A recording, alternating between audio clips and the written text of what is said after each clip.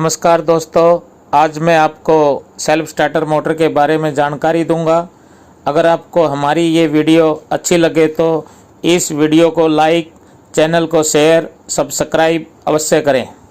आज मैं आपको बताऊंगा सेल्फ स्टार्टर मोटर क्या है, सेल्फ स्टार्टर मोटर की गाड़ियों में क्या आवश्यकता होती है, सेल्फ स्टार्टर मोटर किस सिद्धांत पर कार्य करती है, सेल्फ स्टार्टर मोटरों के भागों के नाम, सेल्फ स्टार्टर मोटर का आकार, साइज किन बातों पर निर्भर करता है, सेल्फ स्टार्टर मोटर में होने वाली खराबियां, कारण तथा निवारण। अब मैं आपको बताऊंगा सेल्फ स्टार्टर के बारे में। सेल्फ स्टार्टर मोटर ये एक डीसी सीरीज मोटर है जिसमें फील्ड वाइंडिंग आर्मेचर वाइंडिंग के साथ सीरीज में जुड़ी होती है। ये मोटर डायरेक्ट करंट डीसी से कार्य करती है। इसमें डीसी मोटर के अलावा मुख्य तौर पर सोलोनाइड स्विच व पिनियन गियर लगा होता है। अब मैं आपको बताऊंगा सेल्फ स्टार्टर मोटर की गाड़ियों में, वाहनों में क्या आवश्यकता है। सेल्फ स्टार्टर मोटर ये गाड़ियों को, ट्रैक्टरों को सेल्फ स्टार्ट करने के लिए लगाई जाती है। ये इलेक्ट्रिकल पावर को मैकेनिकल पावर में बदलती है। इलेक्ट्रिकल पावर वो होती है जो मेन स्विच चालू करने पर सेल्फ स्टार्टर मोटर को बैटरी से मिलती है। उसके पश्चात सेल्फ स्टार्टर मोटर द्वारा फ्लाई व्हील को घुमाने में जो पावर लगती है वो मैकेनिकल पावर होती है। इस प्रकार ये सेल्फ स्टार्टर मोटर वाहनों को सेल्फ स्टार्ट करने का कार्य करती है। अब मैं आपको बताऊंगा सेल्फ स्टार्टर मोटर किस सिद्धांत पर कार्य करती है। सेल्फ स्टार्टर मोटर ये लॉरेंज लॉ के सिद्धांत पर कार्य करती है। लॉरेंज लॉ है जब कोई आवेशित कण मैग्नेटिक फील्ड में घूमता है तो आवेशित कण पर फोर्स बल कार्य करता है। इस बल को लॉरेंज बल, मैग्नेटिक बल भी कहते हैं। इसी सिद्धांत के आधार पर जब फील्ड कॉइलों के बीच में आर्मेचर को करंट प्राप्त होता है तो फील्ड कॉइलों में चुंबकीय बल रेखाओं के बीच आर्मेचर के घूमने पर बल पैदा हो जाता है तथा आर्मेचर घूमने लग जाता है। आर्मेचर के घूमने की गति आर्मेचर को दिए गए करंट की मात्रा एवं आर्मेचर में लिपटी तांबे के तारों की संख्या पर निर्भर करती है। अब मैं आपको जानकारी दूंगा सेल्फ स्टार्टर के मुख्य भागों के बारे में। सबसे पहले number 1 armature. Armature self starter का घूमने वाला भाग होता है। ये सॉफ्ट आयरन या स्टील का बना होता है। ये बेलनाकार होता है। इसमें कॉइलें डालने के लिए स्लॉट्स, खांचे बने होते हैं जिनमें तांबे की मोटी तारों की कॉइलें जिनका रेजिस्टेंस कम होता है डाली जाती है। ये आर्मेचर वाइंडिंग के कनेक्शन कम्यूटेटर की सेगमेंटों, पत्तियों के साथ किए जाते हैं तथा आर्मेचर शाफ्ट पर दूसरी तरफ स्लाइडिंग बनी होती है जिस पर पिनियन गियर लगाया जाता है। तांबे की तारों की मोटाई व कॉइलों की संख्या तथा तारों के चक्कर सेल्फ स्टार्टर की मोटर की पावर पर निर्भर करती है। आर्मेचर कोर में वाइंडिंग होती है। आर्मेचर कोर 0.3 मिलीमीटर से 0.5 मिलीमीटर मोटी लेमिनेशन स्टील की पत्तियों की बनी होती है। प्रत्येक पत्ती पर वार्निश चढ़ी होती है। आगे भाग है बॉडी। ये कास्ट आयरन की बनी होती है। इसके अंदर फील्ड पोल बने होते हैं जिनके चारों तरफ तांबे की मोटी तारों या पत्तियों द्वारा कॉइल बनाकर वाइंडिंग की होती है। तांबे की मोटी तारों व पत्तियों की मोटाई व चक्रों की संख्या व कॉइलों की संख्या सेल्फ स्टार्टर मोटर की पावर व आरपीएम पर निर्भर करती है। सेल्फ स्टार्टर की बॉडी कास्ट आयरन की बनी होती है, इसलिए जहां भी इसे लगाया जाता है वहां उसे बैटरी का नेगेटिव प्राप्त होता है। जब स्टार्टिंग स्विच को ऑन किया जाता है तो करंट फील्ड कॉइलों में बहता है जो कि मेन टर्मिनल से जुड़ी रहती है। यह स्टार्टर बॉडी द्वारा अर्थ होकर नेगेटिव प्राप्त करके सर्किट पूरा करता है। Carbon brush plate.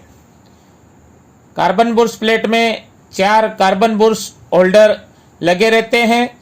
इसमें 2 ब्रश होल्डर जिनमें कार्बन बुर्श लगे रहते हैं वो ब्रश प्लेट से जुड़े होते हैं। वह ब्रश प्लेट अर्थ से जुड़ी रहती है।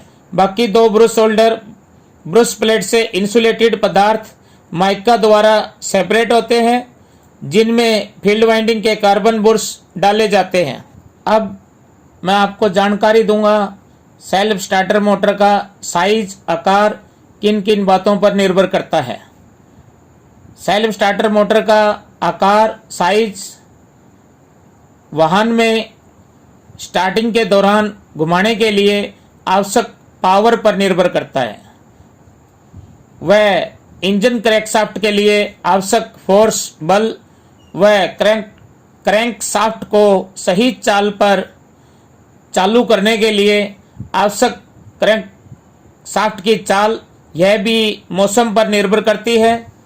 आधुनिक इंजनों में प्रतिकूल मौसम में भी 100 आरपीएम क्रैंकिंग चाल पर्याप्त होती है। सेल्फ स्टार्टर मोटर और क्रैंक शाफ्ट के बीच चाल अनुपात ये फ्लाई व्हील के आकार व इंजन के डिजाइन अनुसार होता है। अब मैं आपको जानकारी दूंगा सेल्फ स्टार्टर मोटर में होने वाली खराबियां, कारण तथा निवारण। मोटर तो ठीक चलती है परंतु इंजन शाफ्ट नहीं घूमती, तो पिनियन गियर के दांते टूटे हो सकते हैं या फ्लाई व्हील के दांते टूटे हुए हो सकते हैं।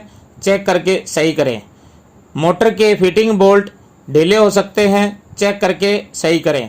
आर्मेचर शाफ्ट मुड़ी हो सकती है, इसे सीधी कर दें। सोलेनाइड स्विच का खराब होना, जिसमें पिस्टन या फोर्क लीवर या पिनियन गियर का जाम होना भी हो सकता है, चेक करके सही करें। जाम हो तो मूवमेंट फ्री करें। अगर सेल्फ स्टार्टर मोटर के चलने पर शोर अधिक होता हो तो फ्लाई व्हील के दांते घिसे होना, चेक करके सही करें। पिनियन कमानी का टूटा होना, चेक करके बदलें। बुश बेरिंग टूटे या खराब होना, चेक करके बदलें। मोटर शाफ्ट का मुड़ी होना, चेक करके सही करें।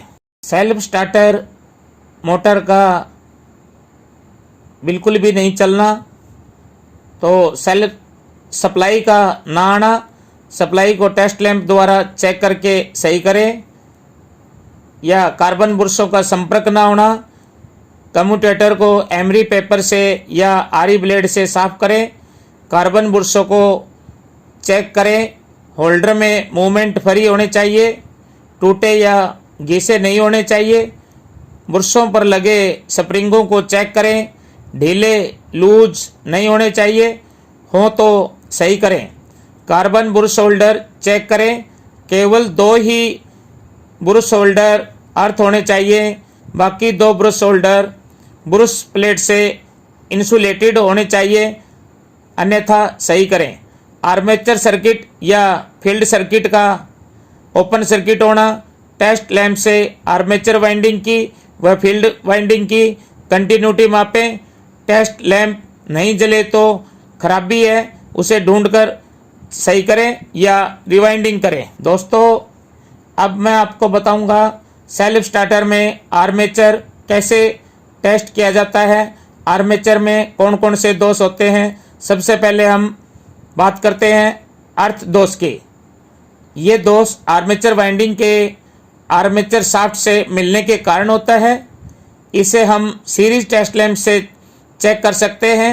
सीरीज टेस्ट लैंप की एक तार आर्मेचर शाफ्ट पर तथा दूसरी तार कम्यूटेटर की सेगमेंटों पर लगाने से सीरीज टेस्ट लैंप जलना नहीं चाहिए। अगर लैंप जलता है तो अर्थ दोष है, चेक करके दोष ढूंढकर सही करें या आर्मेचर रिवाइंडिंग करें।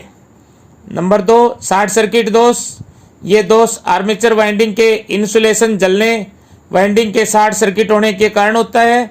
इसे ग्राउलर मशीन से चेक किया जाता है। आर्मेचर को मशीन पर रखकर मशीन की सप्लाई चालू करके आर्मेचर को धीरे धीरे घुमाया जाता है।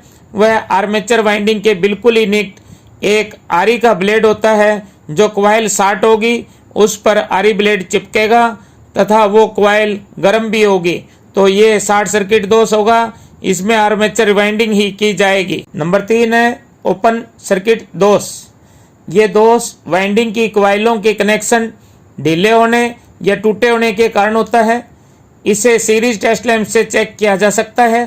सीरीज टेस्ट लैंप की तारें कम्यूटेटर की सेगमेंटों पत्तियों के बीच में लगाने पर सीरीज टेस्ट लैंप जलना चाहिए। अगर लैंप नहीं जले तो ओपन सर्किट दोष है। वाइंडिंग की तार ढीली या टूटी हो तो ढूंढकर ठीक किया जा सकता है, अन्यथा आर्मेचर रिवाइंडिंग किया जाएगा। सेल्फ स्टार्टर मोटर में फील्ड वाइंडिंग में होने वाले दोष। नंबर 1 अर्थ दोष। ये दोष सीरीज टेस्ट लैंप से चेक किया जा सकता है। सीरीज टेस्ट लैंप की एक तार फील्ड वाइंडिंग की तार पर लगाएं, वह सीरीज टेस्ट लैंप की दूसरी तार बॉडी पर लगाएं। सीरीज टेस्ट लैंप नहीं जलना चाहिए। अगर लैंप जले तो अर्थ दोष होगा।